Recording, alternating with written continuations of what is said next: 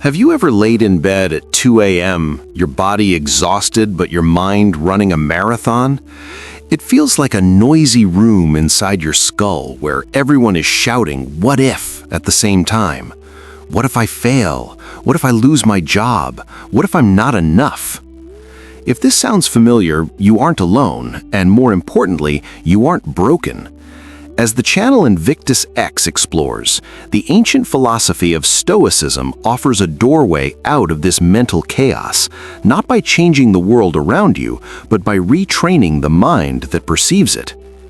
Anxiety isn't a modern invention, it is a timeless human struggle. The Roman Emperor Marcus Aurelius noted that disturbance comes not from external events, but from our judgment of them. If you can shift that judgment, you can eliminate the worry.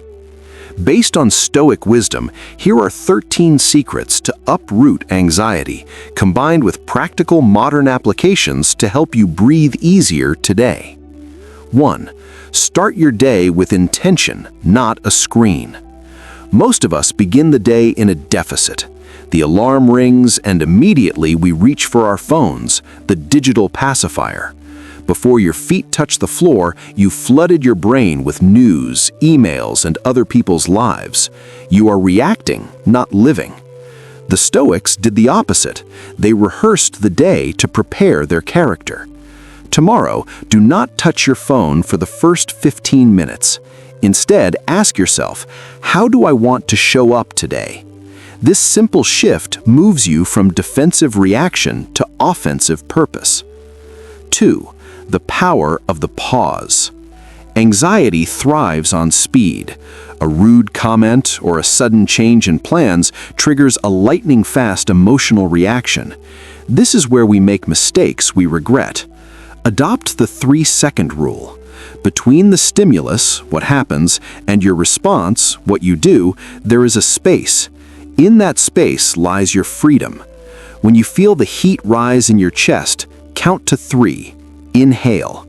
That tiny gap is the difference between a constructed response and a destructive reaction.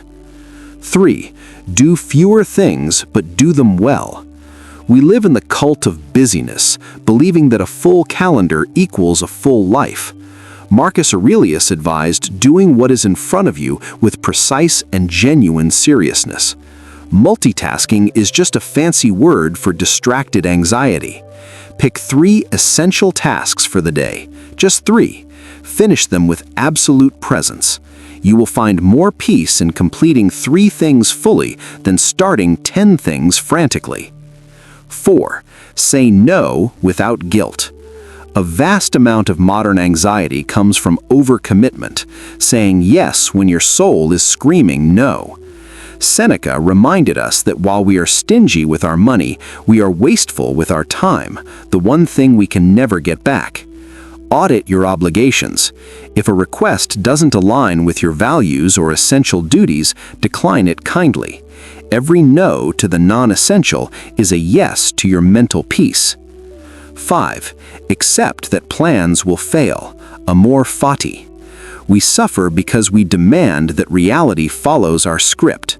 When it doesn't, we argue with the universe. This shouldn't be happening is the mantra of the anxious mind. Action. Practice amor fati, love of fate. When the flight is canceled or the deal falls through, instead of spiraling, tell yourself, this too is part of the path. Stop wrestling with the inevitable. It only exhausts you. 6. Speak less, listen more. The need to explain, defend, and posture is a major source of social anxiety. We fear being misunderstood, so we overtalk. Silence is a sign of confidence. In your next conversation, listen twice as much as you speak. You'll realize that the pressure to perform is entirely self-imposed. Let's pause for a moment and look at how this applies in real life. Imagine a man named Alex. Alex works in a high-pressure marketing firm. It's Tuesday, and he receives an email from a client. This project is a disaster. Fix it by EOD or we walk. The old Alex, his heart rate spikes to 120. He immediately envisions getting fired. catastrophizing. He types a furious, defensive reply. No pause. He spends the rest of the day in a panic, snapping at his wife when he gets home. The Stoic Alex, he reads the email, he feels the adrenaline, but applies secret 2, the pause. He takes a walk. He asks himself, does this depend on me? The client's anger is not under his control. The quality of his work is. He replies calmly, outlining a solution. He realizes that even if he loses the client, he has survived worse. He goes home and leaves work at the door. The situation is the same, but the suffering is gone. 7. Simplify your environment. A cluttered space reflects a cluttered mind. Visual chaos acts as constant low-level noise for your brain to process. Clear your physical workspace. Remove what you don't use.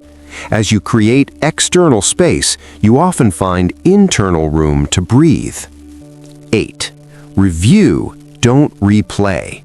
Many people lie in bed replaying their mistakes, a shift change where the brain starts working the night shift of worry. Seneca reviewed his day not to punish himself, but to know himself. Before sleep, ask, what did I do well? What can I improve? Then close the book on the day. Do not carry yesterday's dust into tomorrow's fresh start. Stop imagining the worst. Anxiety is a storyteller that writes only tragedies. We suffer more in our imagination than in reality. This concept is beautifully highlighted on Glasp through the words of Seneca, we suffer more often in imagination than in reality. We invent disasters that never happen. When your mind projects a catastrophe, use your past as evidence. You have faced difficulties before. You are still standing. Trust your resilience, not your fears. Choose calm company. Emotions are contagious. If you surround yourself with people who constantly complain, panic, or gossip, you will inevitably adopt their nervous system's setting. Curate your circle. Seek out people who solve problems rather than spiraling into them. If you cannot find them, solitude is better than toxic noise. Move your body. The Stoics knew that the mind and body are linked. When the mind is stuck in a loop, the body can break it. When anxiety hits, move, walk, stretch, lift something heavy. You cannot think your way out of a feeling as easily as you can walk your way out of it. This too shall pass. Anxiety lies to us by claiming the current pain is permanent. It feels like it will last forever. Adopt the view from above. Look at your timeline. Remember the heartbreak or stress from 10 years ago? It has faded. The current struggle will fade too.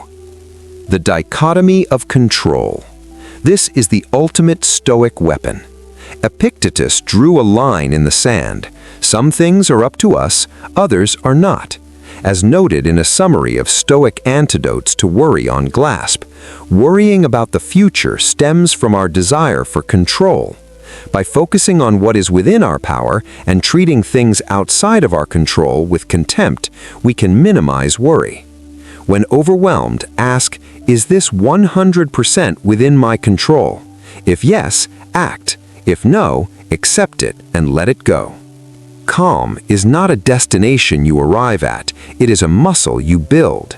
It is not found in a retreat to the mountains, but in the middle of traffic, in a difficult meeting, or during a sleepless night. As you go forward, remember that anxiety transforms when you stop running from it and start understanding it. You have the tools now. You don't need to apply all 13 secrets at once. Choose one. Master the morning intention or the 3-second pause. Watch how your reality shifts when you refuse to be a slave to your initial reactions. If this guide resonated with you, check out the channel INVICTUS X for more wisdom on building an unbreakable mind. Start your training today.